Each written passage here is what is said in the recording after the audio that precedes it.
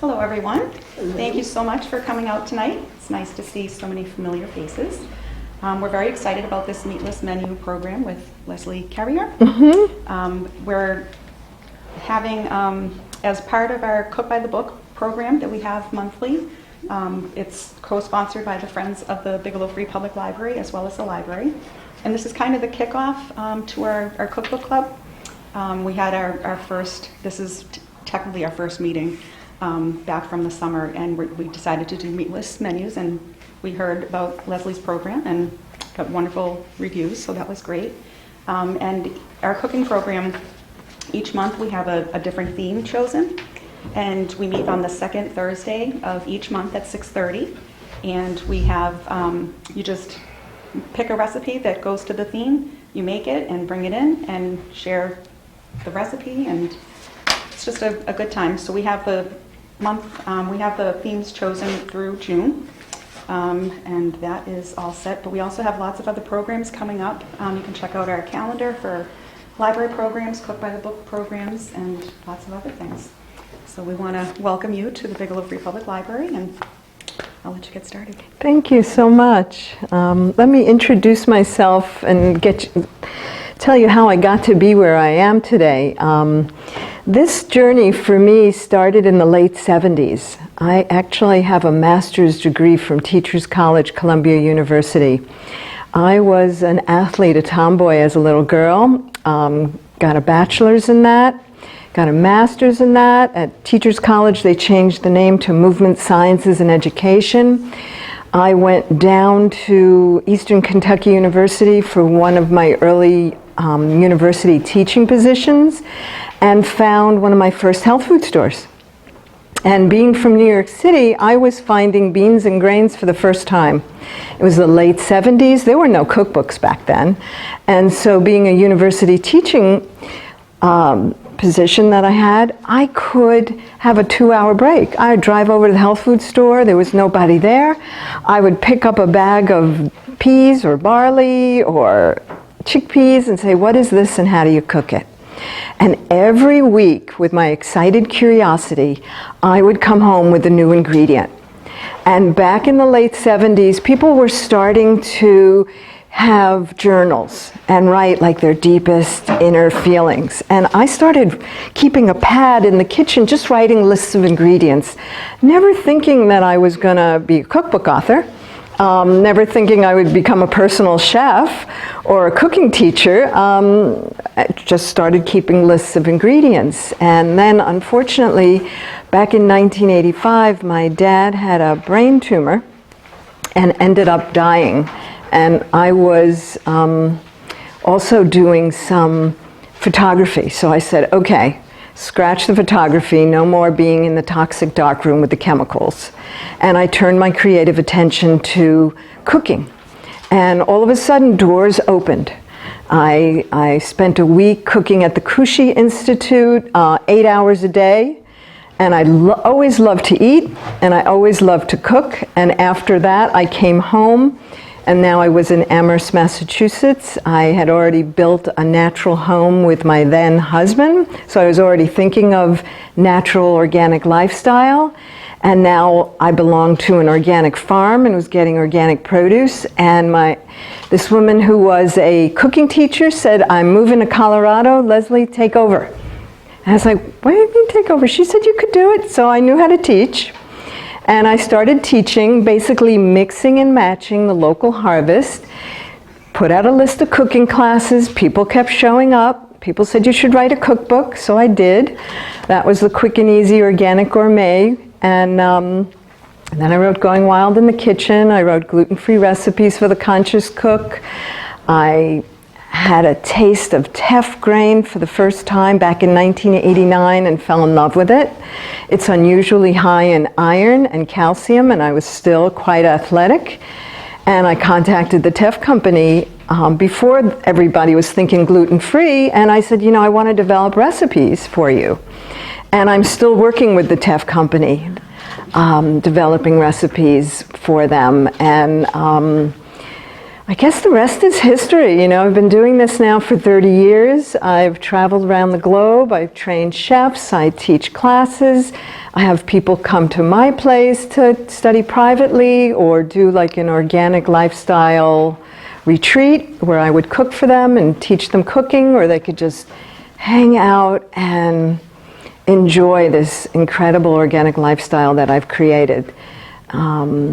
And I know some of you already have questions, and let me tell you one of the things that I brought, and my plan was to show you some chopping techniques to make an Asian coleslaw, hopefully introduce you to some ingredients you may not know. I mean, that's what I still love. I imagine many of you don't even know what teff is. And with my first cookbook, I had a whole chapter in the Quick and Easy Organic Gourmet. People were buying it, and they would come into the store and ask for teff, and the store didn't have it.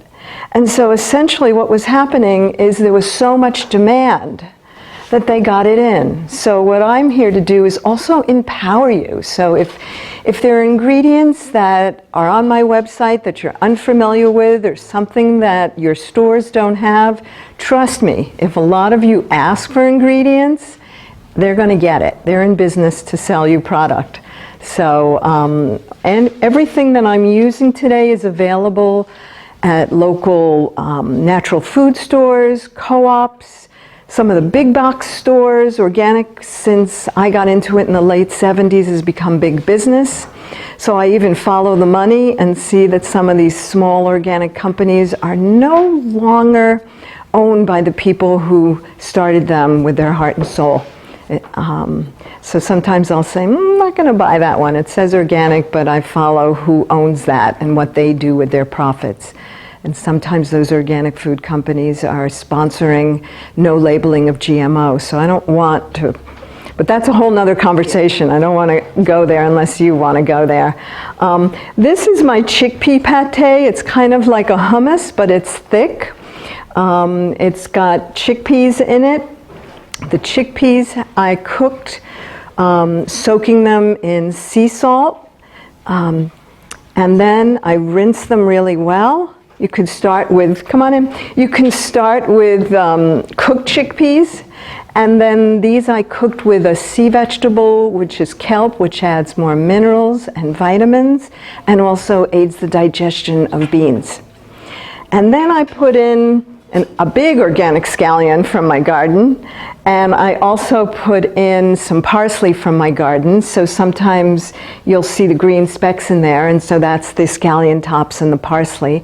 And then I seasoned it. A lot of times people will use like lemon and sea salt, and I used what's known as an umeboshi vinegar, which is alkalizing, and also has a lemony, salty flavor.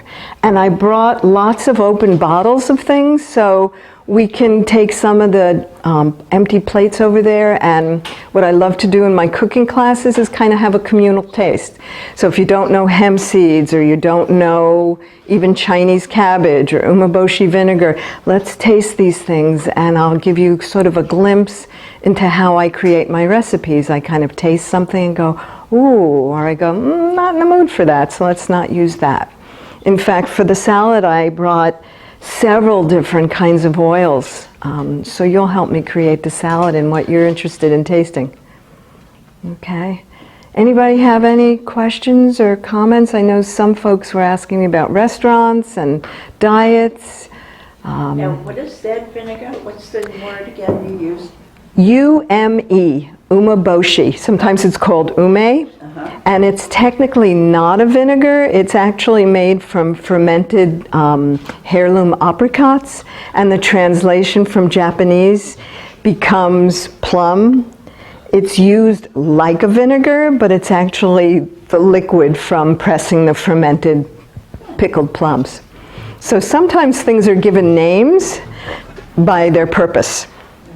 The name sounded familiar to me only because as a child I was brought up in, I lived in Hawaii, and a lot of Japanese and Chinese and, you know, mixed. Yes. And they would have those plums. Yes. And they were really sour, but Yes. they were delicious. Yes. And we would have it as a luncheon. They would do the Yes. rice ball with the Yes. plum inside of it and the nori on the outside. Mm-hmm. And that's what we would have for lunch. Yes. They also used it like a medicine.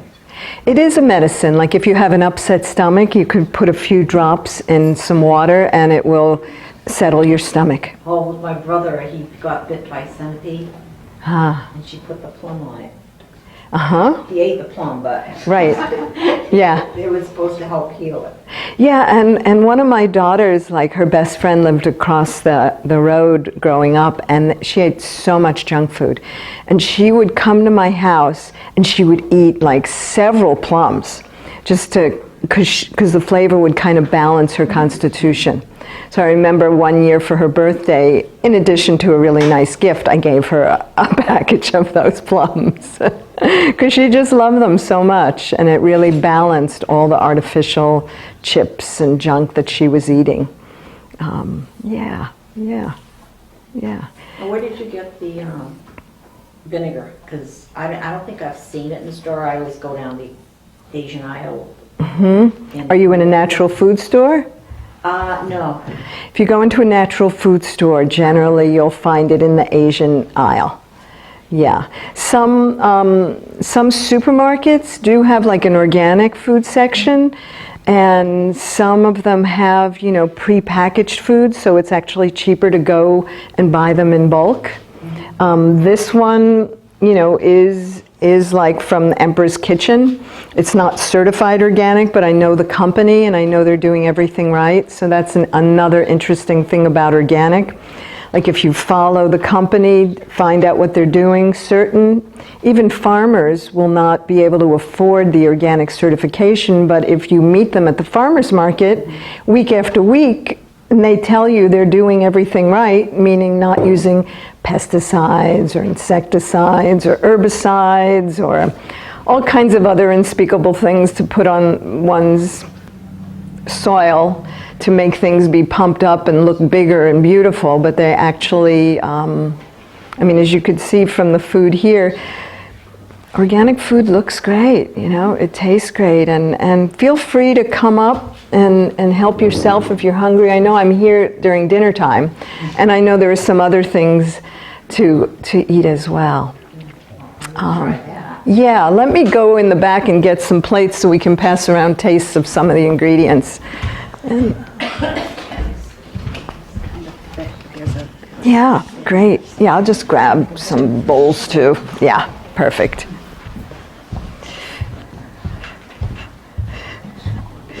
Yeah, there's some plates and bowls here, so you can treat it like a party. I would like to use more flowers in some of my salads. Sure. I remember my great-grandmother, besides irises, nasturtiums were her Yeah. favorite, and she'd always pick the seed pods, not the seed pods, but the buds, Yes, and use them like capers. that's right. She'd pickle them and use them like capers. Yes, yes. I have a huge garden. When I built my house, I put in a lawn in the front, and yeah, you could do that, or you could use a carrot. Yeah, help yourself. And then I quickly said, this is crazy, I don't want to mow so much. So what I did is I put in loads and loads of flower beds. And if I pick the buds of daylilies, then I won't get the flower. But you can eat daylily buds. Yes. It kind of tastes like asparagus. And when it's a flower, it also makes a very beautiful garnish. These are nasturtiums from my organic garden. And also, I mean, in Going Wild in the Kitchen, there's lots of mix and match charts to help you go wild in the kitchen to actually start. Well, if you don't have this, you could use this. So there's lots of charts, like here's all the oils you can use in this recipe. A lot of information about all the different edible flowers, making your own flavored oils and vinegars, and some tried and true recipes that work. Because I know that nasturtiums have kind of a peppery taste. They do. They do, and they're really pretty. Like, I've got some yellow ones, I've got some red ones, I've got different colors in my garden. And there's, you know, this is end of summer, so in another few weeks eventually there'll be a frost and they'll go. But calendula flowers also look really pretty this time of year. And even my arugula has these beautiful white flowers, so I'll put those on there. Borage flowers are little blue stars, and those are really pretty. So sometimes you can kind of eat the rainbow just by the different garnishes you use. I could have garnished this with parsley, since it was in the dish, and that would also be another option, or some scallions. It just always depends on what I'm in the mood for. I mean, I kind of garnish the whole plate with some red peppers, some carrots, some green beans. Yeah, any other questions? Yeah. Can you eat pumpkin flowers? Yes. Yes. I mean, I have a lot that aren't going to turn into pumpkins, and I thought you could. You could stuff them and eat them. Yeah, you can eat them raw, and some people will deep fry them. Like all the deep fried. Yeah, all- Battered and then deep fried. Yeah. It's not as healthy as Okay. as it would be, because you're getting the extra batter in the frying. well, it depends. It depends what fats you're using. Healthy fats like organic virgin coconut oil, there's a fair trade organic red palm oil. Those are saturated fats that actually are healthy. We need them in our diet. If we don't have healthy fats, then our bones are kind of rubbing on each other. And that's, all of a sudden we've got all these like little creaks and things. But if you're eating like processed foods, like years ago when I grew up on like all these marjorams with all kinds of, I don't know what's in them. I mean, even some of the like vegan fats are like all processed. So I'm like, I don't mind eating coconut oil or the red palm oil. I love using ghee, and that's clarified butter. Another very, very healthy fat. Olive oil, very, very healthy fat. Sesame oil, very, very healthy fat. So if you're frying things, like I grew up, my mom fried things in like Wesson oil, which is like, I wouldn't even put that in my car. That's kind of unhealthy. You know, whatever was on sale. In fact, back in Kentucky, when I first bought my first bottle of natural cooking oil, I didn't refrigerate it because my mom never refrigerated the oils because they were all processed. And petroleum derivative, they didn't need refrigeration. And it got rancid in the cupboard because it was real food. Yeah, so, you know, I learned a lot by experience, and I'm also a self-taught cook. That excited curiosity for over 30 years, I'm still super excited. When I think about developing new recipes, I love the challenge of that, and I love cooking for people who might not eat garlic, or they don't eat gluten, or they don't eat wheat, or they don't eat dairy, and how can I make things tasty for them? And I'm like, let me tell you, there's more you can eat. And so I love turning people on to the glass being more than half full than what they can't eat. Yeah. Any more questions? Yeah. What's that word tech you said? Teff? Tech. Teff is an ancient grain. It's originally from Ethiopia and now being grown in Idaho and I think even Michigan. It's an ancient grain, not as popular as, say, quinoa, which most people have heard of, but it's tinier than a poppy seed, so super, super tiny.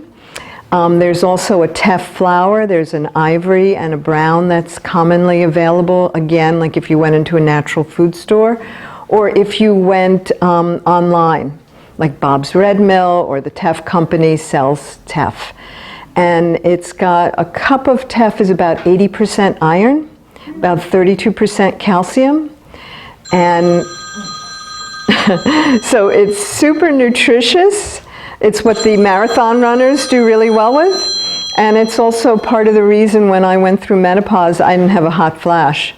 At all, because of its nutritional profile and the other things that I do and also coach people about. Is it gluten-free? It's gluten-free. What would you incorporate that into? Well, More like would you eat it as a rice or do you put it in something else? well, when teff, the grain, is cooked, it can be a porridge. And then when it's cooled, it can be cuttable like a polenta. So you can use it like as a polenta. You can use it as a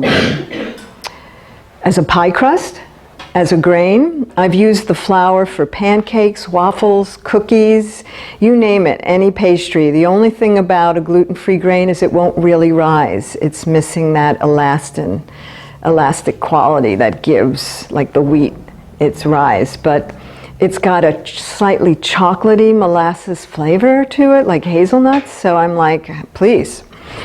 You know, when my daughters come home and they can know they could have anything for breakfast, they want the Teff waffles and the Teff pancakes because of the flavor.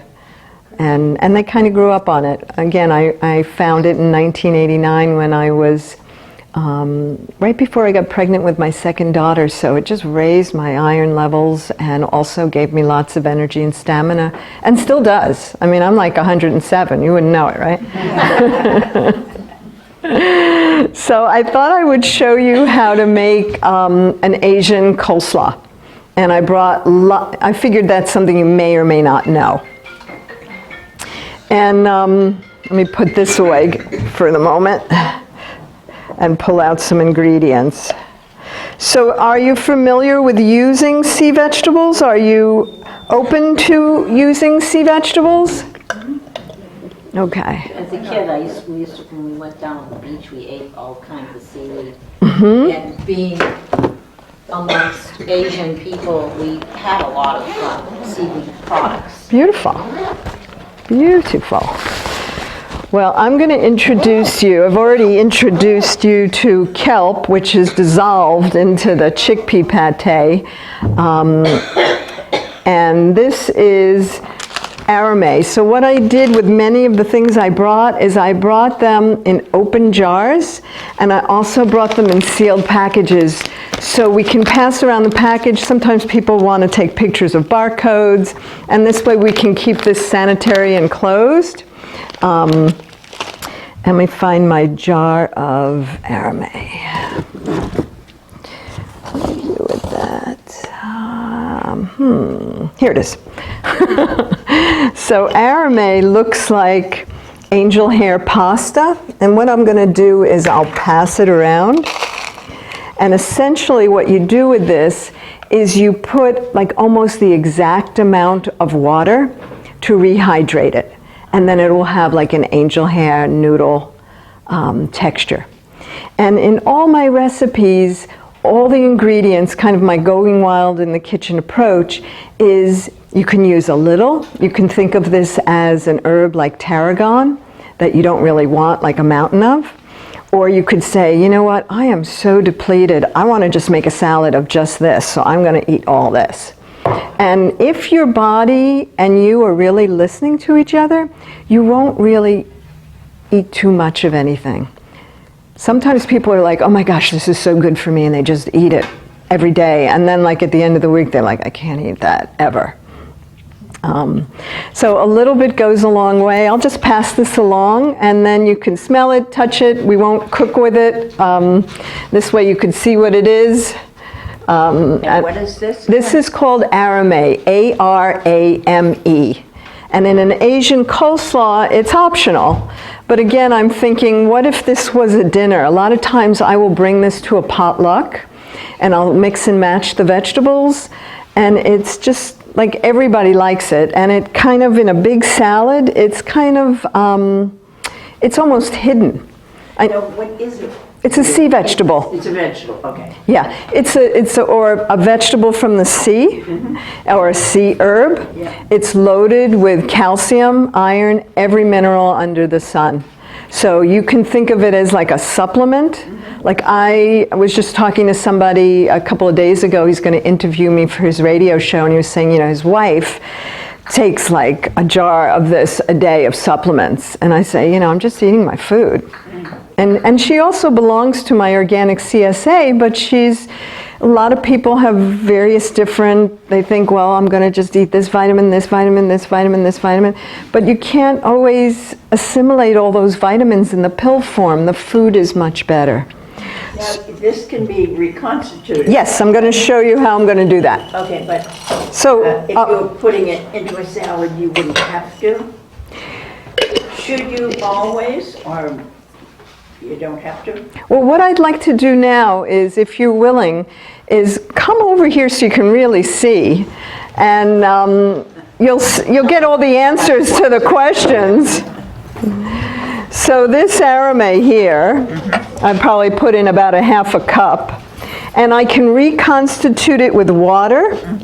I can also reconstitute it, yeah, then you can eat too. And I've got plenty more vegetables and more chickpea pate, so don't worry about finishing that. I've got more, and I know there's more later. So with this, I can just add a little bit of water to reconstitute it. Warm water, cold water? Doesn't matter. Like my house, I have well water, so clean water. Yeah. And the camera, if you can just kind of leave a path to me. But feel free to come around here and be right next to me. I love people.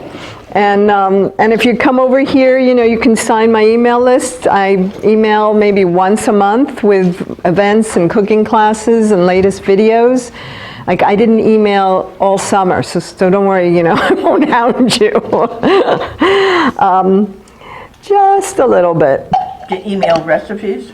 Sometimes I'll email the links. I'll say, here's a recipe I just did, so please check it out. So you see how there's not a whole lot of water there? Just enough to kind of reconstitute it. Now, if I were using tofu, which many of you might be familiar, I might not use water. I might cut up the tofu and just let it sit here, and it'll drain and reconstitute it. But for today's recipe, what I decided to do is bring some hemp seeds, because that's a complete protein.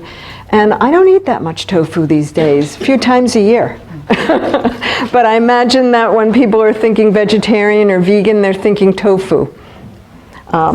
So you see, this will take about 5 minutes to kind of rehydrate. We can just keep putting all the things on top of it for our salad. And then before we put the veggies on, why don't I see what you might like as a dressing. So I've brought some toasted sesame oil.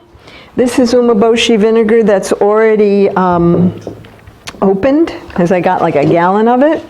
This is a rice vinegar, so sometimes when I make a dressing, I might do ginger. I didn't bring any ginger because I brought some cilantro and parsley from my garden. Where I live, we have fresh, local, organic ginger and turmeric grown in a greenhouse, and they haven't come out with their fresh crop yet. I brought some orange-flavored olive oil. I brought some lime olive oil. I brought some lemon olive oil. So when I think of like what oil do I want, I've got 4 choices. And that's just what I brought here. Okay, like I was like, ooh, should I have brought a spicy pepper? I make my own flavored oils. I make like a spicy oil. I make a garlic flavored oil. So when you're seasoning a salad, yeah, you could see, I used to put like twice as much on here, and then I'd have extra water, and I would give that to my plants. And then I realized, you know what? I could just put enough in here. And so she's our camera person. People just move over just a little bit and come right over to me. And here's that closed package if anybody wants to see the nutrition of it. I've got a lot of the nutrition information in my cookbooks as well. So the only way that I know what flavor I want is to taste it and smell it. Because I could certainly just say, okay, we're going to do blah, blah, blah, blah, blah, blah. But what I'm kind of treating this talk is kind of like a little demo of how I create a recipe in a cooking class, as if we were all cooking together. And if we were in my home for a cooking class, you'd all have knives and you'd all be chopping with me, but for today I'll do all the chopping.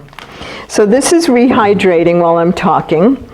And would you like to taste like some of these oils and see? Sure. Yeah, so this is the lemon. And I guess because it's oil, I'll put it in a bowl, and we'll just pass it around. And again, like that arame, you could taste it, smell it, and that won't be anything we'll put in the dressing. And we'll do kind of like, hopefully a consensus, or I'll be like, no, we're going to use that, you know. There are some spoons and things back there, but you can just smell it. It's this particular company takes organic olives and presses it with organic lemons. So the flavor is like, if you're looking for lemon, I definitely use fresh organic lemons, but I thought I would introduce you to perhaps some products you don't know. This is an organic lime. Lime is always nice with, and if we need more for the tastings, you know, let me know. This is the lime one. I put a little bit more in there. Okay. Lime olive oil. Lime olive oil. Yeah. Now, if I had fresh lime, or sometimes if I don't have organic limes, because I am the organic gourmet, I will use a rice vinegar or this exotic yuzu rice vinegar instead of lime or lemon. Okay. And this is an orange flavored. This is a lemon. Now they all look this beautiful color, so you'll just have to smell and know which one, okay? So there's 3 different flavored olive oils. And are you familiar with toasted sesame oil? Yes. Now sesame oil, you can cook with, it takes heat really well. But a toasted sesame oil is fabulous as a dressing or as a garnish. What is this? Lime. Now this is going to have a slightly different color.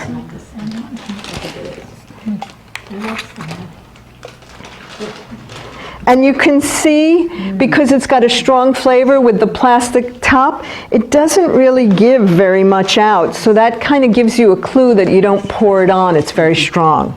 So this is the toasted sesame oil. I've never really cared for it, but I may not have had. Like high quality? Yeah. Yeah, there's a lot of junk out there for sure. Yeah. Well, I mean, there's chickpea pate, so please continue to help yourself, and I'm going to keep working on the salad. Orange. Oh. And this is the umeboshi vinegar, which is actually that exotic pickled apricot, and it's got a beautiful, almost like ruby color.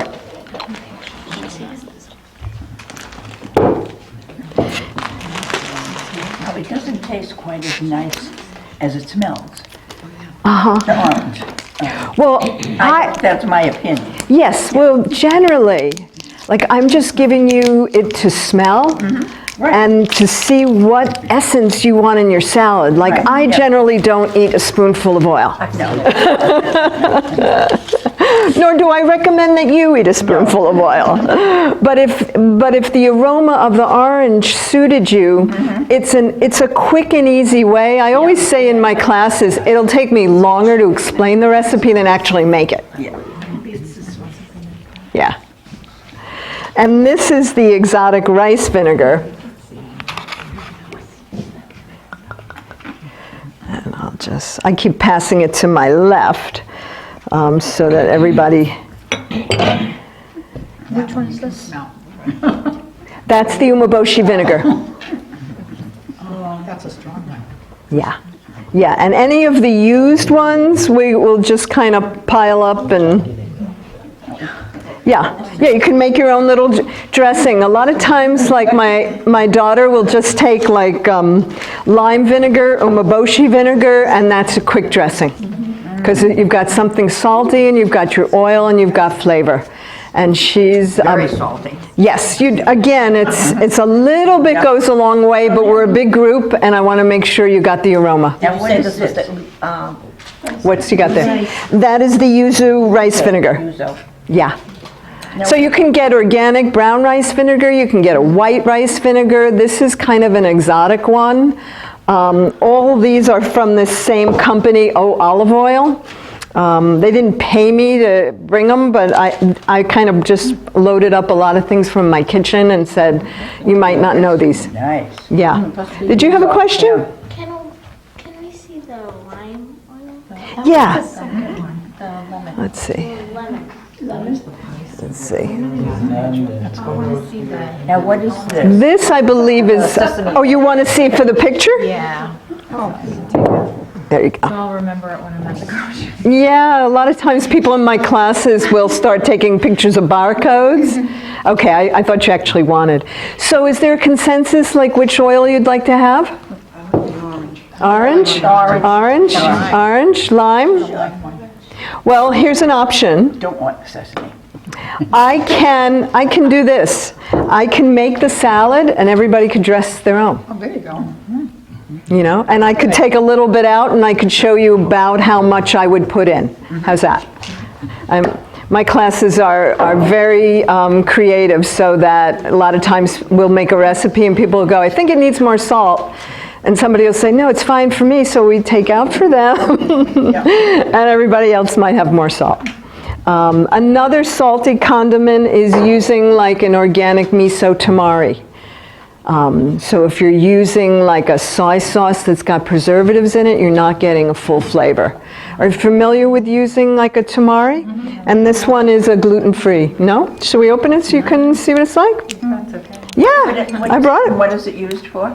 Tamari can be used anywhere you'd use salt. In fact, like umeboshi vinegar, anywhere you'd use salt. This I've used like simple dressings, stir fries, anywhere I want more of an Asian flavor. Okay. Yeah. And this one doesn't have oh, there it is. Soy sauce, isn't it? Well, it's a natural. Soy sauce. Soy sauce actually, like when you see something that says soy sauce, it's usually got preservatives. Tamari is the liquid from the fermented food of making miso. So if you're lucky enough to get a miso, when they make miso, there's liquid from the pickling process, and that becomes the tamari. So that's a real tamari. And generally, tamari is gluten-free. Soy sauce generally has preservatives in it. So if anything today, perhaps you'll start reading some labels. And forgive me, I'm facing over here. And so this is tamari. And again, you can tell by, like if there's a little plastic on the top and it doesn't come out that quick, that means, and I'm passing it to the left just so I know everybody gets it. Sometimes I pass some to the right and some to the left, and we'll get to that. So that is a real salty tamari. So in making a dressing for this, we could do a rice vinegar, an orange oil, and a tamari. We could use a salt and pepper. We can use different herbs from the garden, like cilantro. We can use some hot peppers. We can use ginger, turmeric. Really, I mean, yeah. That smells really good. Yeah, well, you haven't had maybe really good tamari. Exactly. Yeah. I know, sometimes when I teach a whole weekend workshop, when I used to do a lot of traveling and teaching, people would go home shop. And even when I teach like 3-hour classes, people go home and on their way home, they shop. Now, I don't know if you'll have time to shop tonight, but if I'm doing my job correctly, I'm going to change your buying habits. Or help you get some of this stuff in the stores that are local. Any questions before I start pulling out some veggies? Okay, so. One question. Sure. You can use tamari like you do soy sauce. Yes. Like if you're making a marinade for something. Exactly. Anywhere you would want something salty, you can use tamari, which is basically like a liquid salt. And this is all in the natural food store. All in the natural food store. Yes. All online, like, you know, and I'm all about the revolution of like go into your supermarket and say, I want this, and make it easy for yourself. Because that's how the natural food business was born. Different products got in, and some of them are still there, and we need all real food in the supermarket as far as I'm concerned. Let's get the artificial food not even anywhere. Let's get rid of it. All right, let me get over to my cooler bag and just start bringing some veggies out. Yeah, here, I'll just bring it right over. Thank you. That wasn't a help then. What's that? I said, unzipping wasn't a help. Well, it is, but I think I'll be happier if it's all here. Yeah. Yeah, so I also do impressionistic nature photography. I went back into doing that, and these pictures, there's 20 of them that hang throughout my home, so that it kind of brings the inside outside, the outside inside, the nature inside. And these pictures are all taken within walking distance of my home. So I do live in the woods, in the forest. Still do photography. You know, in fact, yesterday I took a hike and a swim. What a difference the weather was today. And I took some more pictures. So yeah, I brought some stuff. And there's no pressure, but if anybody wants to buy anything, I'm happy to take your money. Let's see, so you can see now that this has rehydrated, okay? And this is just water. So if I were to pass this around, you could taste it as is, and you might say, But then once we jazz it up with a dressing, you may have a different opinion. And again, thinking of eating the rainbow, we can use, like this time of year, there's Chinese cabbage, there's green cabbage, there's red cabbage. I can take some of the veggies around the dip, but I have a feeling like once we get the salad going, we'll need more veggies around the dip, so I'll leave that. So we're always thinking of eating the rainbow, even if it's not just one dish, maybe even over a couple of days. Like you might find, oh my gosh, I've eaten like cauliflower, I ate white rice, I've eaten all white foods. So here's an option to start getting inspired by our local harvest, which right now is just coming in. It's like amazing. So I brought some Chinese cabbage. Have you tried Chinese cabbage? Anybody know Chinese cabbage? Yeah. Okay. I brought red cabbage. Yep. I brought cucumber. I brought some more red pepper. And I also brought these hemp seeds as the protein for this. So I'm imagining hemp seeds you may not know. I do. I just had some. Okay, great. Well, hemp seeds look like sesame seeds. And if you had 3 tablespoons, you've got about 9 grams of protein. It's loaded with antioxidants. A lot of times, like when I make a nice fruit or chocolate smoothie for myself, a cacao smoothie, I will use this in there and some chia seeds, and that would be like vegan protein for myself, and yummy. And so sometimes in the salad, like I mentioned, tofu is an option. I'll put this in it if I had some cooked edamame beans this time of year, or I might have noodles in here. There's so many different kinds of delicious, even gluten-free ramen noodles and Thai noodles that are all organic and super yummy. What is that again? This is hemp seeds. It looks like sesame seeds, and sometimes in these salads I'll use a combination of hemp seeds and either black or tan sesame seeds. So you can have something that might have a crunch. What is hemp? Is it a wheat, grass? Hemp is a plant. Yeah. How can I describe hemp? It's kind of popular now. It's not marijuana. A lot of people are like, oh yeah, we're going to eat that and we're going to get high. No, this is like having a delicious apple versus a Granny Smith. It's different. Oh, okay. So it's in that family, but you could eat this whole jar and you'll be very happy and healthy, but you won't be expanded and not able to get up. And then it also can be... It smells like asparagus. Okay. To me. Which one was that? Oh, okay. It tastes like sesame seeds. Yeah, it's kind of a soft sesame seed, so it's a nice protein. So you could put it like on an Italian cookie, roll it in the dough and then cook it like that. It's one of those foods that loses its nutrition with heat. So it's perfect for raw. So let's say you had, like, I wanted to garnish this salad.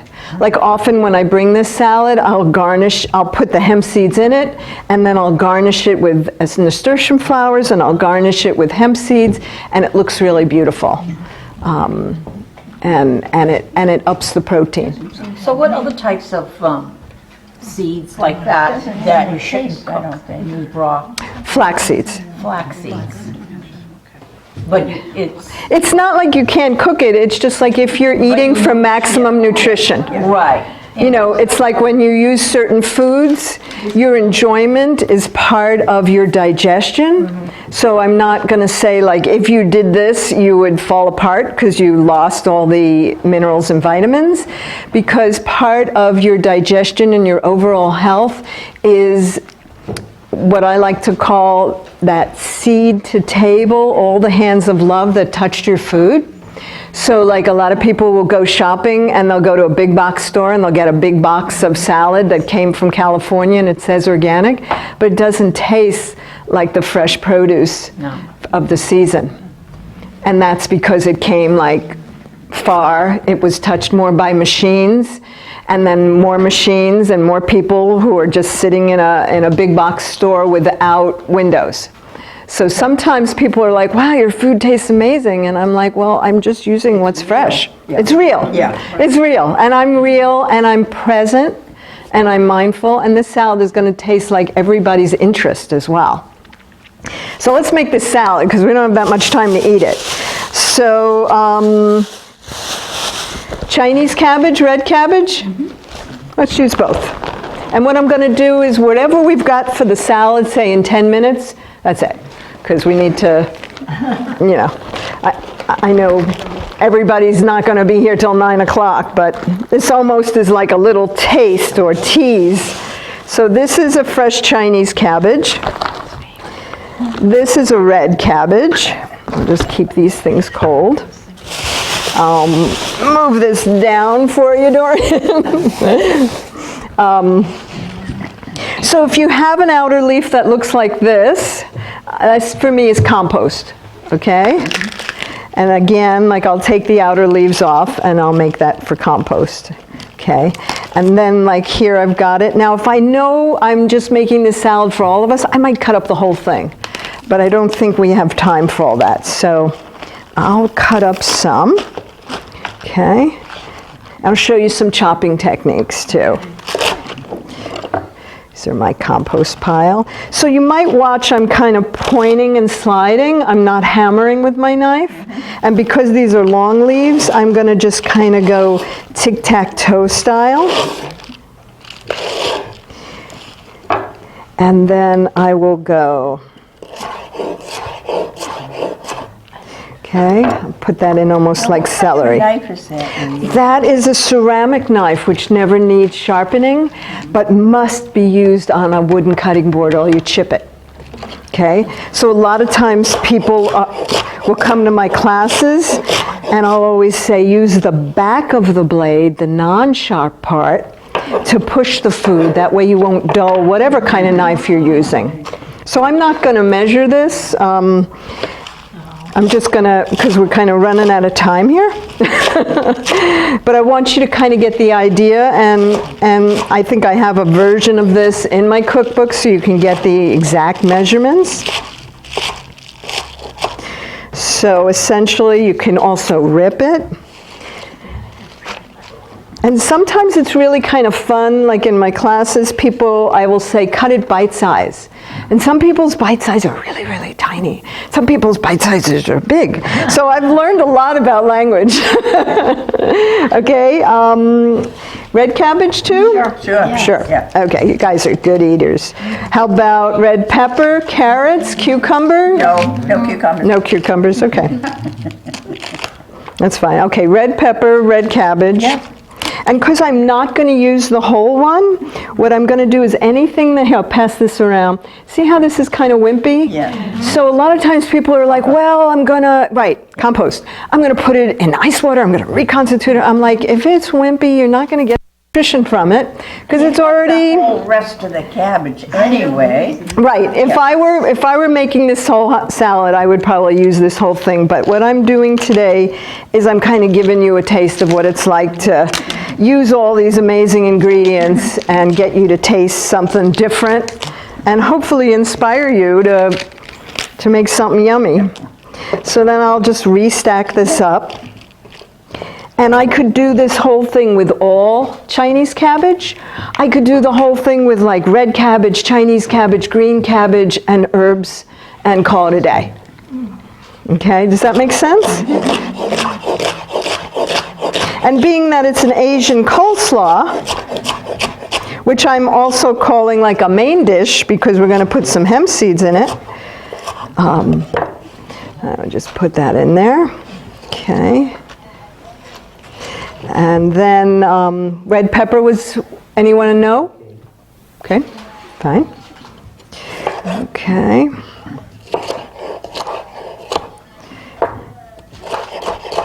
So sometimes in my cooking classes, I'll have somebody like measure all these ingredients as I'm putting things in so people will leave with a recipe if they want it. But today we're just going to make this. I think you can figure it out. Yeah. Oh, eyeball it, you know? Oh yeah, you're a cooking club, you know? It's sort of like when I write up recipes for books or companies or people, it's like this was the size of the red pepper I have, so it's like 1 cup, you know? And you could use a yellow pepper, a green pepper. If you like spices, you might use, say, a jalapeno, something not like a cherry bomb hot pepper. But you can already see how the salad is kind of coming to life here in terms of color. And then we heard no cucumber. How about cilantro? Sure. Anybody know cilantro? Yep, I use it all the time. Oh, and I meant as in yes and no cilantro. Okay, so let's use some cilantro. All right. Here's some cilantro. This has all been washed at my house before I got here because I figured there'd be no sink here.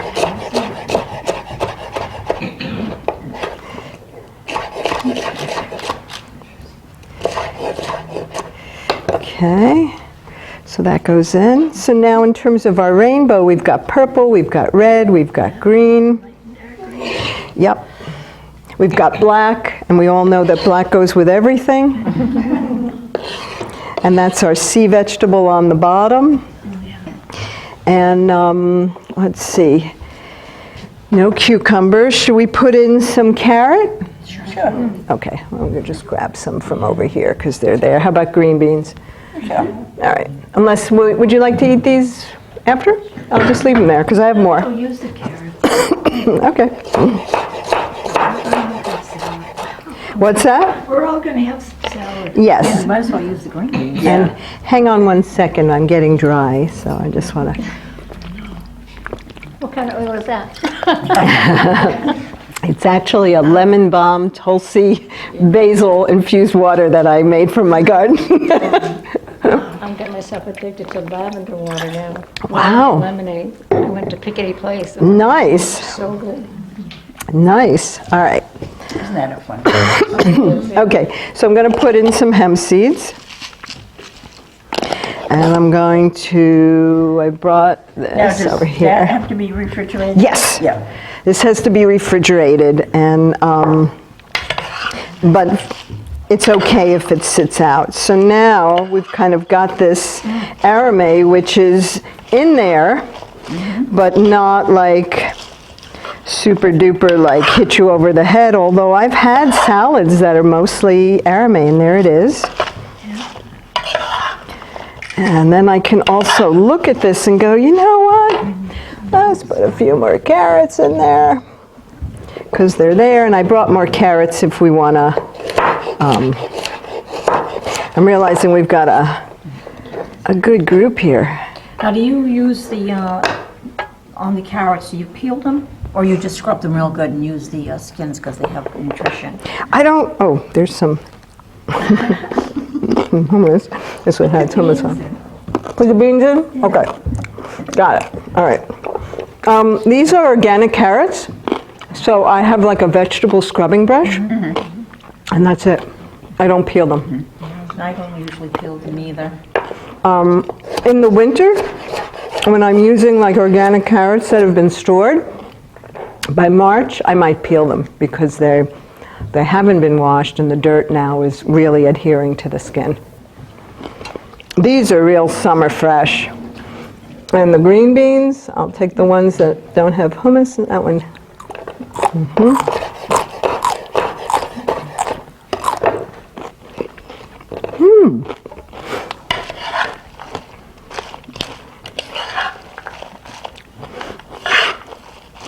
So what I'm doing now is I'm just kind of mixing this up. So I'm looking for what? Yeah, what we're going to put on it. And, sorry, I'll just cut these up. I'm looking to just see that we've got something more than cabbage in there. And I'm looking for the colors.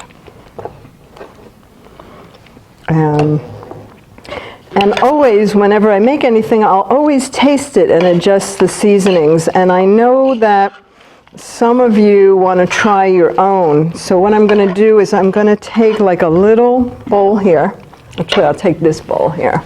And I'll show you like how much I would season it so that you can help yourself. So I think what I'll do is I'll take some of this and just take this out so you can do your own. Look at that in there. Oh yeah. Oh yeah. Oh yeah. So let's see. That looks kind of pretty. So I might say, you know what? I need a little bit more hemp seeds and I'll put that on as a garnish. And what am I in the mood for? Let's see. I heard people were interested in orange. Anybody like the toasted sesame as an option? I'll do that one. Okay.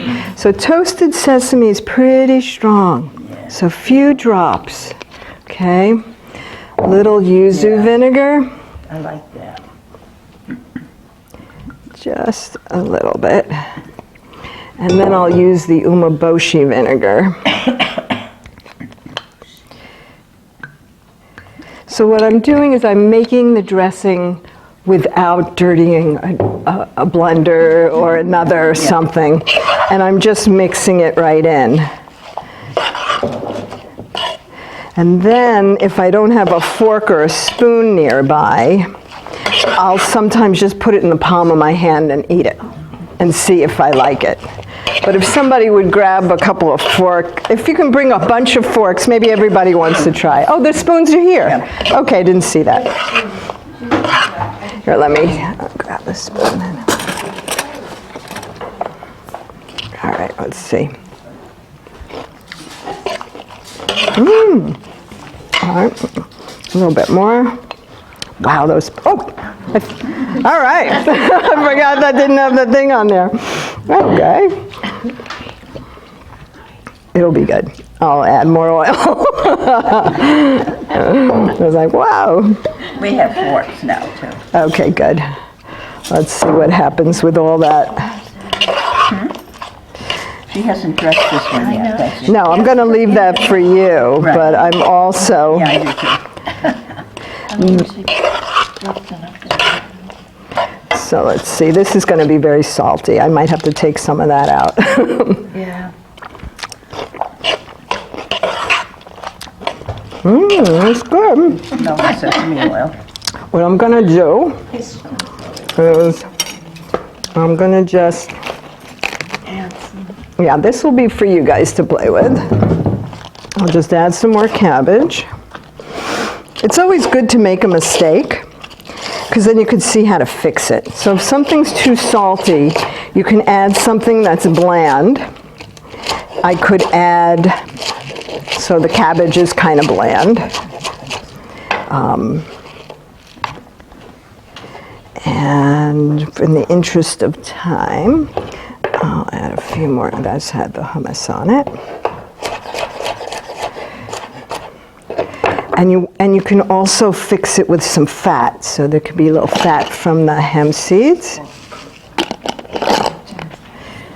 And a little more fat from the toasted sesame oil. Okay.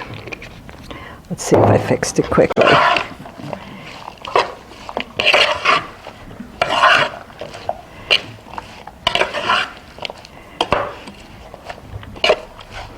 Still looks kind of pretty.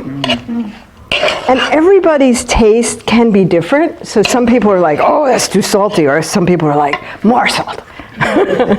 Let's see, I'll use the back of the spoon on this one. That is still salty, so what I'm going to do is I'm going to pour some orange oil in. Because it needs more fat when it's salty.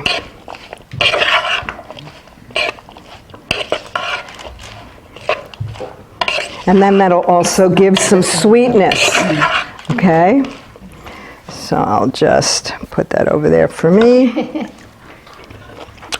Oh boy. Is it perfect now? It's getting close. I'm gonna put a little more vinegar in just to take out some of the salt.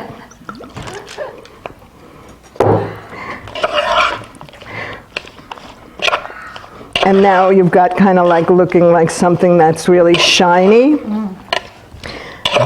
For our camera. And I bet it's just right. Let's see.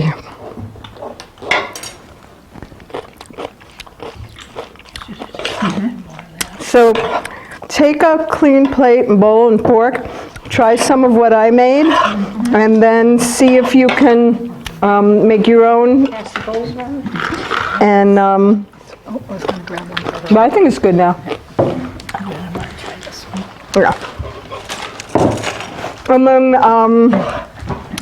let's see, let's put a fork in here and you can kind of take some and season it yourself. Or what I should have done was taken this salad and poured it in here and we would have been perfect. But some of you wanted different options and I'm all about options.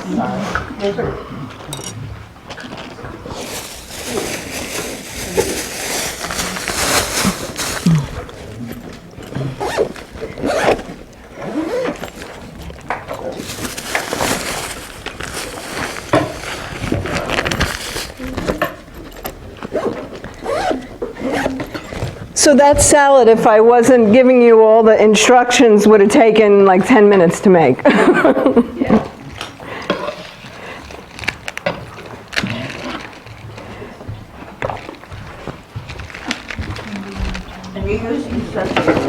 I started with the toasted sesame oil, and when I over-seasoned with that umeboshi, I said, okay, I need some sweetness, and I got that from an orange flavored olive oil, and I added some more toasted sesame oil so that the fat would cancel out the saltiness. And also I add some more hemp seeds, so the fat from the hemp seeds, the healthy fats. You can also use a hemp oil, which I highly recommend. That's very strong flavored, so you definitely want to be able to use a little bit. Okay, I apologize. Usually this has a little plastic thing on it, but because I had poured it from a gallon for this, I overdid it. But hopefully you like that? And feel free to put some of that in here and it can dress it, or if anybody wants to try any of their own different oil and vinegar combination, please. Otherwise, I'll just take that and pour it in there, and I bet everybody will eat that, yeah? That is so good. Yeah, and if you do sign my email list, just print neatly so I can read it and put you on. I will be sending an email letter out, hopefully in the next few days. I have a class coming October 27th, and I'm a little more than an hour away from here. So, and that becomes a big lunch. We'll make probably at least 3 different dishes. Yeah. Any questions while your mouths are full? Or I also make my own. yes, I do travel and cook for people, or I do deliver as well. I could live on salad if somebody else made it. Just stick my sister-in-law making them all the time. Yeah. We have to go back to Amherst, right? Yeah. Where the college is. Yeah, I live like 10 minutes from the center of Amherst in a town called Shutesbury. So I'm in the forest with good well water. Yeah, but I'm close enough. Yeah. No, that's pretty far for a ride. I think it's over an hour. Yeah, it's an hour and 10 minutes. I made a wrong turn and had to go all the way around.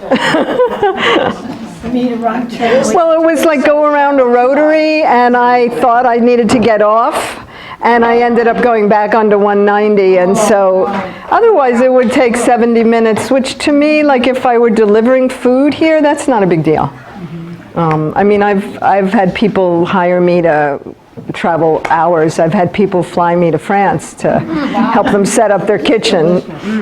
I've trained chefs in Chile, so. I wish I had that kind of money.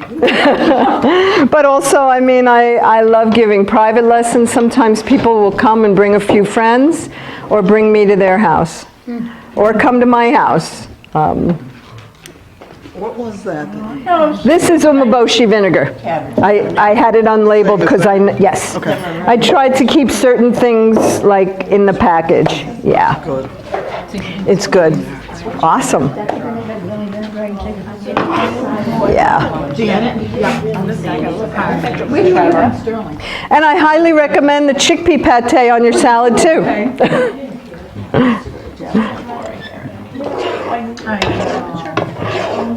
I know there are some other things that some of you have made, so feel free to. What's that? Enough for you? Oh, yeah, and you can use this now to get it out there.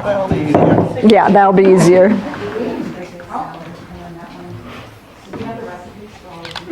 Real finished product. Real finished product. Oh, you want me to go? There's nothing in there now. I like the sea vegetable. Me too. Yeah. I can put this, does anybody else want to make a salad with this? Otherwise, I'll put it in this bowl with the dressing. Okay. That dressing is delicious. Yeah, there we go.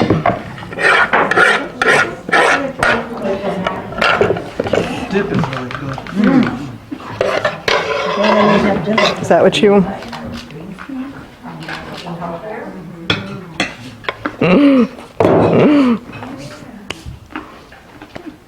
Bon appetit. Yeah, there's plenty of dressing in here, so please come back for seconds of the salad. I'm going to sit and have some, and feel free to pick my brain for another 15 minutes before we're out of time.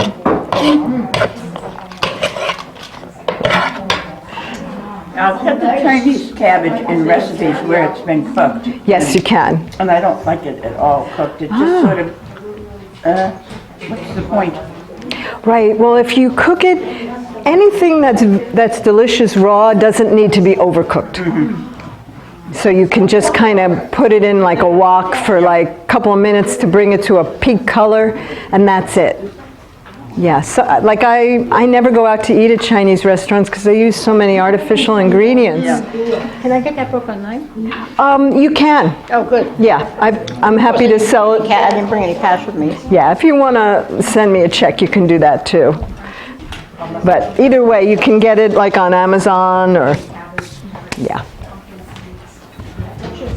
Business card. That dip is phenomenal. Oh, thank you. Oh my God. I'm so glad I didn't eat. I was looking at the dog food list before I left the house. I know, I was like, gee, it's 6:30, I better bring something. Excuse me, could I buy this? Do you have a... Yes, yes, I don't have a thing for a credit card, is that what you mean? Yes.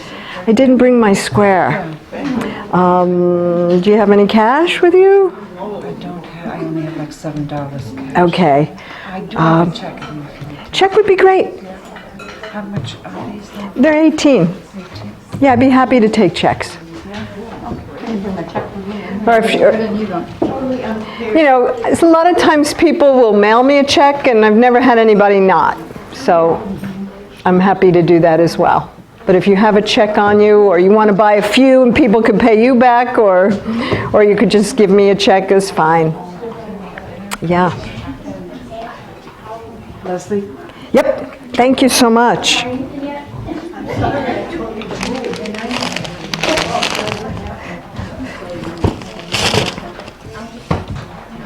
Get some good stuff. You want some food? Oh yeah, I guess I should eat. I took some video too. Oh, great. So I'll see what I can eat. Even just like a minute video, is that? Yeah. What kind of video would you Well, if it's less than a minute, I could put it on Instagram. Right. If it's more than a minute, we could make a YouTube of it. Right. I guess I'll see what it comes out to. See if you got some that, you know, you might find like, oh my gosh, this 4 minutes is great, or oh my gosh, 10 minutes is great, whatever. You know. When did you have it? Saturday. But see all these books? I went to the get two. And how do you pronounce your last name? Like a hard C. Oh, Carrier. Carrier, yeah. Thank you. Thank you, Ann. Flavor shocked me. Yeah? It's not like a bad way. I was just like, oh, I was not expecting it. I was To, just like, oh, it's a salad, whatever. And I was like, oh, this is pleasant. This is interesting. yeah, it's got a lot.